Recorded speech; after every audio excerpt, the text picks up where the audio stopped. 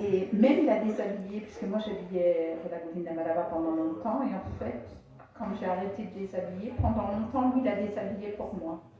Il déshabillait le soir Radha Govinda Madhava. On avait une technique, il n'y avait pas besoin de défaire le turban, pas besoin de rien défaire en fait. De toute façon, donc il était habillé, c'était facile de mettre en pyjama et tout, sans défaire les têtes. Donc il déshabillait pour moi Radha Govinda Madhava, il me laissait tout, je lui disais, oh, prends pas le temps, je rangerai demain matin. Donc le matin, je rangeais, après je l'habillais. Mais c'est lui, pendant très longtemps, il a déshabillé Radha Govinda Madhava. Et puis après, il a commencé à habiller aussi, voilà. Il a commencé à habiller Gonitai. Je ne sais pas, l'autre fois j'ai parlé et il a dit qu'une fois il s'est retrouvé tout seul sur l'hôtel pour habiller tout le monde et aussi pour déshabiller tout le monde. Parce que quand on n'était pas beaucoup, c'est arrivé des fois qu'on se retrouvait tout seul. Donc il a dit que ça lui était arrivé. Mais. Ça lui a pris des heures. Oui, ça a pu lui prendre des heures parce que je suis lente, mais il est plus lent que moi. Oh my gosh. Il a fini à midi.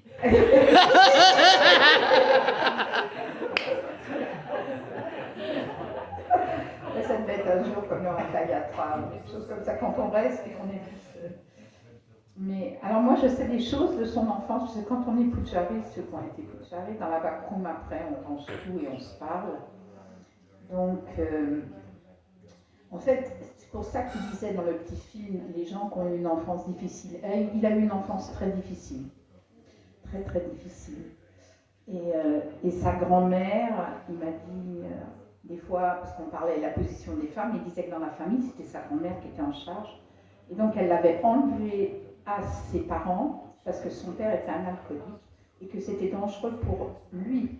Donc, tout bébé, elle l'a enlevé à ses parents, il a été élevé par sa tante. Donc, c'est difficile, un enfant qui est enlevé à ses parents, mais il comprenait pourquoi sa grand-mère, elle avait fait ça. Mais il était avec sa tante, et apparemment, je ne me rappelle pas tous les détails, mais cette tante, elle avait une amie qui avait été en Inde. Et il a entendu parler du végétarisme de Krishna et du Seigneur Chaitanya. Je ne sais pas comment ça se fait, quand il était petit, il l'avait dit une fois. Après, je ne me rappelle plus comment il est arrivé et tout. Mais ce que je peux dire, en tout cas, c'est que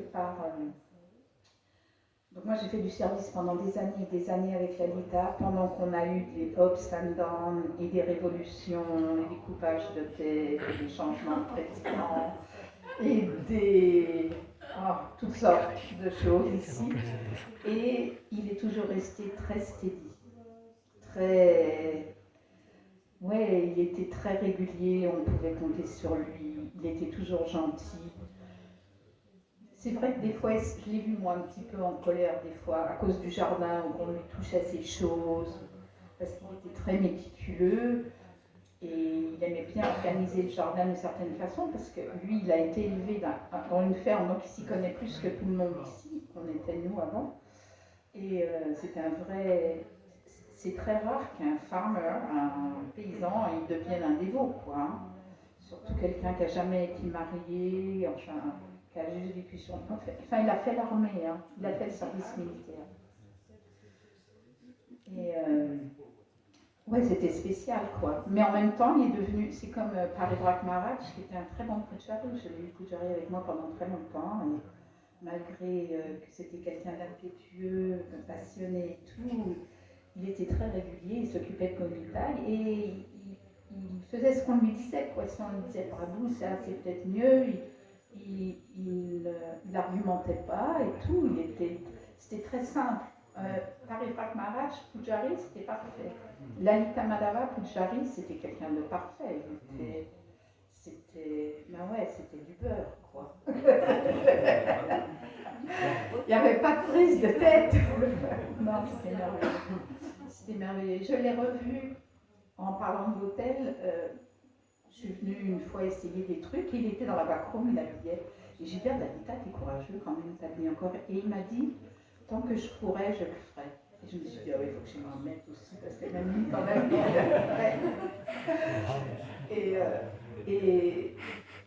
Et là, je le rencontrais quand j'allais à la salle de couture, souvent, hein, parce qu'il habitait juste à côté. On se disait Haribo, comme ça, on parlait un petit peu, mais on avait moins de contact, et c'est étrange, mais c'est Krishna. La semaine dernière, je l'ai vu 3 fois, 3 jours de suite, quoi. C'était assez étonnant. Un jour, ma fille m'a déposée, j'ai dit, ah, je trouverai quelqu'un qui va me ramener. Elle devait aller voir son père, donc je trouverai quelqu'un. Et puis finalement, j'ai trouvé personne. Je suis montée au bureau, et puis je ne les voyais pas, et puis je me suis dit, ah, j'ai pas à les déranger comme gars encore, parce qu'il faut que quelqu'un me ramène, et tout ça. Alors, j'ai dit, ah, je vais aller demander à Jyoti, maman, il a une voiture. Il était venu chez nous, et voir Nanda, et il a une voiture. Maman a dit, alors je suis allée voir Jyoti, et je frappais aux portes chez les garçons. Et je m'étais trompée de porte. Et puis, pendant que je frappais aux portes, il y a Lalita qui est sortie de sa chambre. Je lui ai dit, mais Jyoti, il n'habite pas là, ça répond pas. Alors elle m'a dit, non, c'est l'autre porte. Alors, je dis, je frappe, et Jyoti sort, et il dit, ah, non, ma tête, je vais faire l'artiste, je peux pas. Il dit, mais il y a Lalita, il est là, il a une voiture. Je dis, non, mais je vais pas demander à Lalita de me ramener quand même. Lalita dit, ça va, je vais te ramener. Et c'est Lalita qui m'a ramené chez moi. Donc on a pu parler, voilà, on a parlé du Sankirtan, du temps, et je dis, oh là, ils sont courageux les dévots de Sankirtan, une chance qu'il fait beau, je dis, moi, je voudrais vraiment pas y être. Et il dit, non, moi non plus. Il dit, tu sais, j'ai fait un marathon une fois, et j'avais oublié, il a fait un marathon, je ne sais pas avec qui, sûrement avec des dévots qui sont là. Il dit, j'étais dans le nord de la France, et même j'ai été en Belgique. Je pense qu'il m'avait dit que c'était 86, quelque chose comme ça. Non? Ah ouais, c'est ça, c'était après, 96 en tout cas. Il dit, il faisait très très froid. Il dit, j'avais froid aux mains, aux pieds. Il dit, j'avais tellement froid, j'arrivais pas à parler aux gens et tout. J'avais oublié que j'avais été en Sankirtan. Parce qu'il était tellement inassuming, enfin tellement discret et tout. Il a fait quand même beaucoup de choses. Et oui, il a été en Pologne avec mon mari, c'est ça. L'année où Nishrinyananda était parti pour 10 jours et qu'il est resté 7 mois, et ben, il était parti avec Lalita Madhava pour 10 jours. Pour faire un break à Lalita. Et finalement, Lalita est restée avec lui pendant 1 mois. Il est resté, il a aidé là-bas, il était chauffeur. Il a appris à conduire là-bas en Pologne. Il n'y avait pas beaucoup de chauffeurs, c'était beaucoup des jeunes. Et puis après, il est revenu Lalita avec la voiture. Voilà, il a été en Russie et tout. Il n'est pas revenu. Et Lalita après, alors comme il m'a ramené à la maison, après je faisais des cadeaux là, pour les dévots, donc j'ai dit, je vais en donner un à Lalita. Donc le lendemain, j'ai frappé à sa porte, je lui ai donné un cadre de Radharani, donc je l'ai vu encore, il était content, il a dit oh, merci. Et puis le 1er janvier, quand il y avait le festin et tout ça, donc vous avez mangé à côté de lui. Et moi, d'un seul coup, je me dis, ah, il fait beau, allez, je vais chanter des tours dehors, autour du château. Donc je suis sortie pour chanter. Et hop, 3 secondes après moi, il y a Lalita qui est sortie. Et 3 secondes après, il y a Nicole. Je me suis dit, tiens, tous les vieux, on se donne le mot, on tourne autour du château. Il y a un peu de soleil, les vieux, on prend le soleil. Alors on a tourné un petit peu comme ça, et puis à un moment donné, au bout de 3-4 tours, il m'a approché, et Lalita, elle était très gentille hein, et très discret et tout, c'est la discrétion même. D'ailleurs, ce que Nishrinyananda m'a dit quand je lui ai dit qu'il avait quitté son corps et comment, il m'a dit, il est parti discrètement à la Lalita Madhava.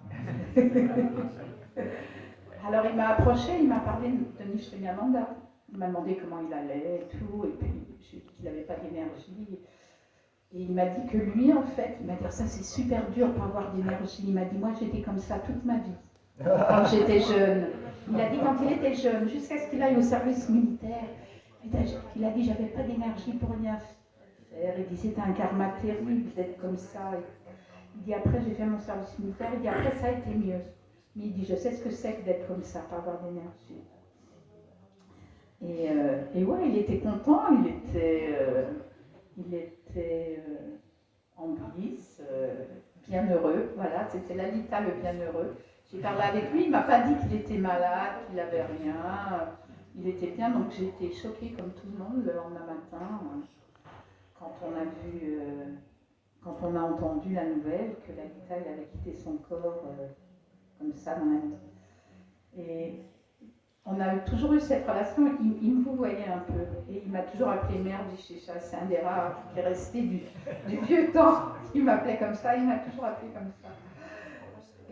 Mais bon, oui, moi je me suis toujours sentie proche de lui parce qu'on a traversé toute cette histoire de la Nouvelle Mayapur avec les Ups and Downs et parce qu'on était toujours sur l'autel ensemble et au travers de tout ça, voilà, on a vécu le puja qui continuait parce que Krishna il est toujours là et ça continue, il faut habiller, déshabiller, faire l'arti et tout ça.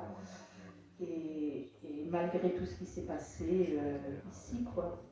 Donc pour moi, c'est la discrétion, la stabilité, la gentillesse, toujours prêt à aider. Voilà, il m'a ramené même en voiture. J'étais gênée, j'ai dit, oh ben non, tu vas pas venir. Mais il m'a dit, non, non, tu vois, je voulais pas. Parce qu'on a toujours eu l'impression qu'il était plus vieux que nous. Et dernièrement, j'ai trouvé qu'en fait, il a juste 3 ans de plus que moi. Mais il a toujours eu l'air vieux, Lalita. Alors, on a toujours pensé que oh, Lalita, il est vieux. Mais non, il n'était pas si vieux que ça. Quand il est arrivé, il avait 40 ans, il avait quelques années de plus que moi. Et ouais, des dévots comme ça, c'est des perles, quoi, pour des communautés comme ici. C'est les gens qui ne font pas d'étincelles, qui n'ont pas de gros faux égaux comme moi, et puis qui ne se prennent pas la tête avec les gens non plus, et qui continuent malgré tout, parce qu'il a aussi eu des périodes dures dans sa vie spirituelle. Et il était honnête, il le disait, et on en a parlé, mais il a continué. Et voilà, je suis très fière d'avoir pu faire du service avec quelqu'un comme Lalita Madhava et avoir eu la chance de le connaître personnellement assez bien. Et voilà. Lalita Madhava Kitcha, je suis super contente qu'il n'a pas souffert, qu'il est parti vite, et voilà, et qu'il y avait un kirtan et tout. Je suis vraiment heureuse pour lui. Merci beaucoup. Je voulais dire que mes enfants qui ont grandi ici, je leur envoyais des messages à Radhea Titi, parce que Kata elle est là, Satya elle est là.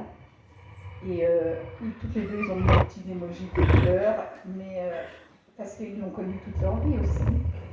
Et Titi, elle a dit quelque chose, toutes les deux, ils ont dit des choses à Titi, elle m'a dit, oh mais il a eu une belle vie dans un bel endroit. Et je trouvais ça très beau. Merci beaucoup, Marie Chécha.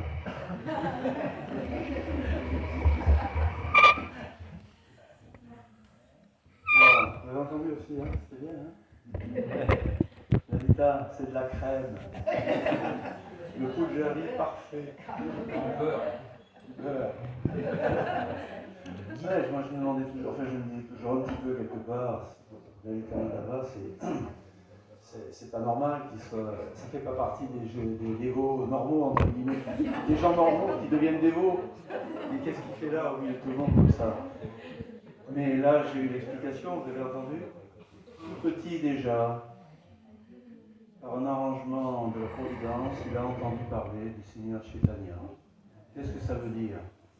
Ça veut dire, évidemment, c'est quelque chose d'assez marquant. Ça veut dire qu'il avait vraiment commencé sa vie spirituelle dans sa vie passée. Sa connexion avec le Seigneur Chaitanya. Donc, voilà. De plus en plus, hein, on dit merci Lalita d'être venue avec nous. Oui. À son réveillon du premier de l'an, c'était à 7 ans. Au réveillon du premier de l'an, il nous a dit que c'est à 7 ans qu'il a entendu parler de Krishna et de Chaitanya. Qui c'est qui a entendu parler de Seigneur Chaitanya à 7 ans ici? Hare Krishna.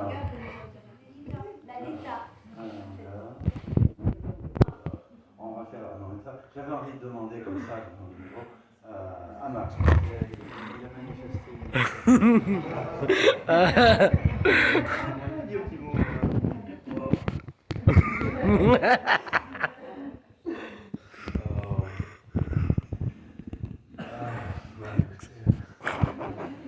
Non, en effet, j'étais très ému. Lalita, en fait, je le connais pas aussi longtemps que vous, bien sûr, mais j'ai toujours été sensible, en effet, à son énergie, toujours paisible et toujours bienveillant. Et je prenais plaisir, en effet, à passer du temps avec lui, on partageait cette passion pour la nature, le jardin. Il m'avait passé quelques graines, notamment de cocopelli, qui sont les variétés anciennes. Et il me partageait, on avait aussi vous savez, plateforme Telegram de communication, où il me partageait beaucoup de vidéos en fait sur ce qu'il pensait un peu du monde et comment pouvaient évoluer les choses. Et c'est vrai que je ne regardais pas tout, mais j'étais sensible à ça.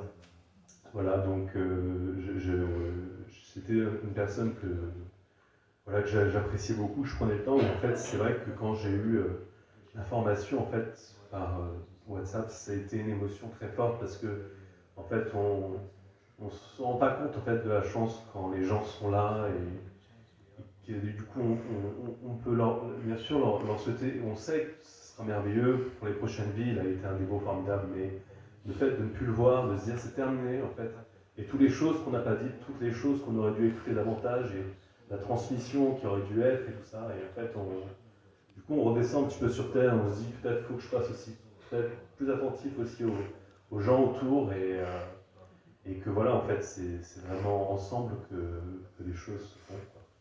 Donc vraiment, c'était... j'ai ça. Merci beaucoup pour cette vidéo d'ailleurs.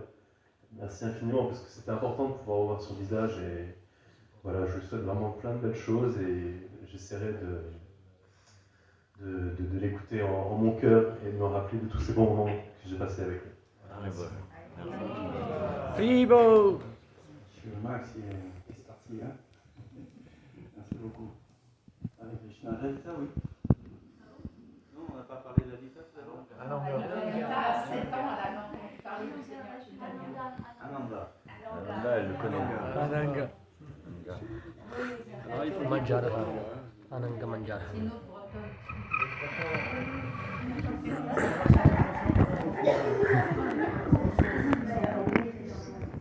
Monsieur le Prabhupada, je ne pourrais pas parler mieux de César et parler de Lalita Madhava. Que si le Prabhupada lui accorde toute sa miséricorde, Prabhupada dit que Krishna il est reconnaissant, il est plein de gratitude et Lalita Madhava Prabhu il a toujours fait un service magnifique. Il était attaché à habiller ce Sri Gauranitai parce qu'il aussi m'avait dit qu'il avait eu le darshan de Mahaprabhu. Une dame lui avait montré un poster de Mahaprabhu quand il avait 6-7 ans. Et on discutait aussi dans la backroom en rangeant les bijoux de Krishna. Et je me sentais à l'aise avec lui parce que il était breton, il était à l'école dans la même ville que moi, on parlait ensemble. Il m'avait dit où est-ce qu'il était allé, dans quelle école. Et il m'avait un peu parlé de son enfance aussi, de sa famille. Voilà. Mais t'as dit quoi? Qu'est-ce qu'il m'a dit? Il m'a dit qu'il avait vu qu'il avait donc eu cette... c'est pas un dévot ordinaire, voilà, c'est un dévot qui a continué la vie.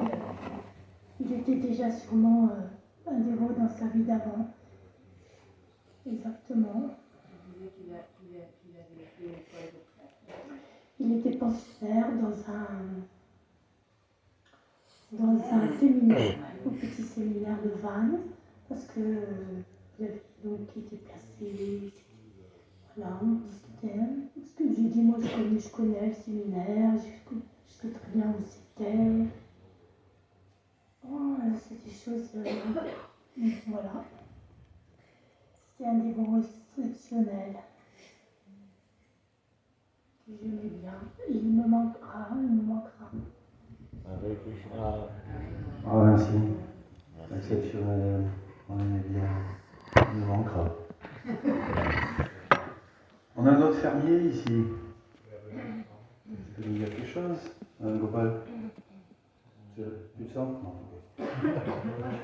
Hare Krishna. Un an après. Tu veux dire quelque chose? Avec qui? Oui, ou Gérard? Guy in Thai was the last person to speak. Hein? I think Guy in Thai was the last person Guy in to Thai? speak. Okay. I think Pujari.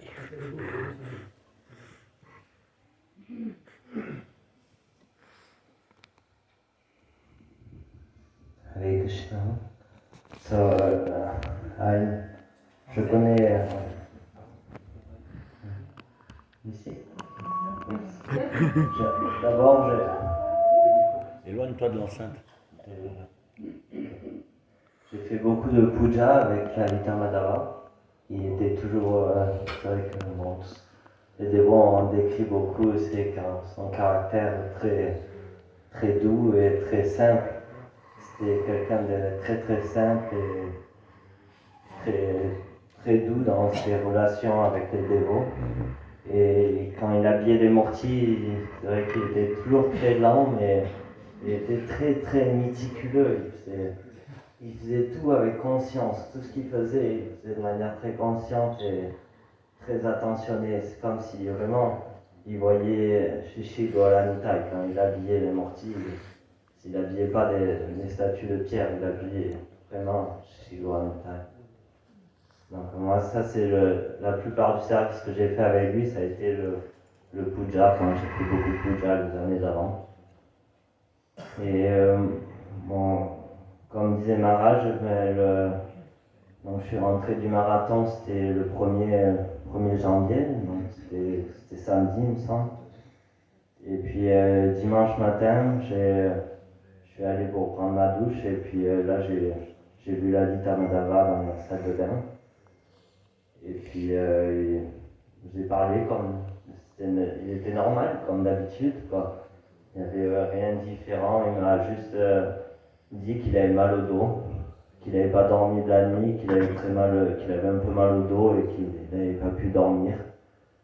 Et peut-être qu'il m'a dit ça parce qu'il y a des fois où je lui ai fait des massages, moi, je suis kinésithérapeute, donc il y a des fois où je lui ai fait des massages à Lalita Madhava. Mais là j'étais trop fatigué, je n'ai pas proposé de lui faire un massage ou rien du tout. Il m'a juste décrit comment il avait mal au dos et puis je lui ai posé des questions un peu sur comment il s'était fait mal. Mais il n'y avait rien de différent par rapport à d'habitude. C'était Lalita Madhava, très, très doux. Par exemple, voilà, il avait mal au dos. Il n'allait pas me demander est-ce que tu peux me faire un massage. Il m'a juste dit j'ai mal au dos. Il m'a pas dit est-ce que tu peux me faire un massage pour mon mal de dos. Non, il m'a juste dit j'ai mal au dos et vu que moi j'étais trop fatigué après ce marathon, je n'ai pas proposé. Mais du coup voilà, j'ai eu cette opportunité de le voir donc une dernière fois juste avant qu'il quitte son corps. Et c'est vrai qu'il n'y avait aucune anxiété, aucune peur, il avait juste un peu de douleur de dos, comme toute personne âgée a un peu mal au dos, quoi. Et puis après, avec Namacharya et Gopaswami, on est allé pour faire un kirtan après qu'il ait quitté son corps. Et c'est vrai qu'il était allongé sur son lit et aussi il n'y avait aucune anxiété, juste il était parti. Il y avait son corps et puis lui n'était plus là. Et il n'y avait pas de signe de peur au moment où il a quitté son corps, il était juste allongé sur le dos, la bouche ouverte et voilà, il était parti et sans se débattre et un souvenir moi que j'avais toujours, c'est que apparemment son maître spirituel lui avait demandé de finir sa vie à Nuva Mayapur et de servir jusqu'au bout de sa vie à Nuva Mayapur. Et quand je l'ai vu allongé sur son lit comme ça, je me suis dit, c'est bon, il est reparti avec Krishna, il a rempli ce que son maître spirituel lui avait demandé à la perfection. Il a juste fini sa vie avec le désir de servir jusqu'au bout de sa vie. On a entendu qu'un jour avant, il avait encore dit qu'il voulait faire du puja et monter sur le tracteur. Donc voilà, c'est exactement ce que Krishna demande dans la Bhagavad Gita, être engagé dans le service avec les instructions de son maître spirituel jusqu'au bout, jusqu'au dernier souffle. Et c'est vraiment, il peut être un exemple pour nous tous. Ce qu'il a fait, des fois on croit qu'il faut être compliqué, il faut connaître tous les shastras, il faut prêcher à 50 000 personnes, mais non, Lalita Madhava, il nous montre que c'est très simple, qu'il suffit juste de faire ce que notre maître spirituel nous demande, et jusqu'au bout, jusqu'au dernier souffle. Voilà. Moi, ça, c'est les dernières choses que je me souviens de Lalita Madhava. Et je me rappellerai toujours de lui comme quelqu'un d'incroyable, très doux et très simple. Lalita Madhava qui Jai! Un temple où il y aurait que des Lalita Madhava.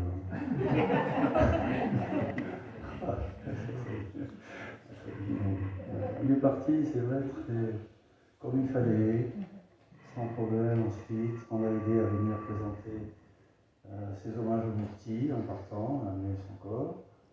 Il a présenté son hommage au Murti, il a reçu une guirlande, a fait la Prabhupada, et il est parti avec un kirtan qui l'a accompagné. Et Najayate, Nayate, Vakadashi. Jamais l'âme ne connaît la naissance ni la mort. C'est Krishna qui nous dit. Lalita Prabhu.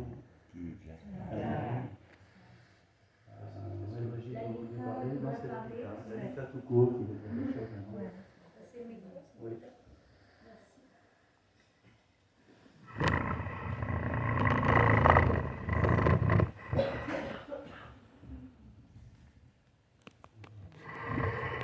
Allez, bon.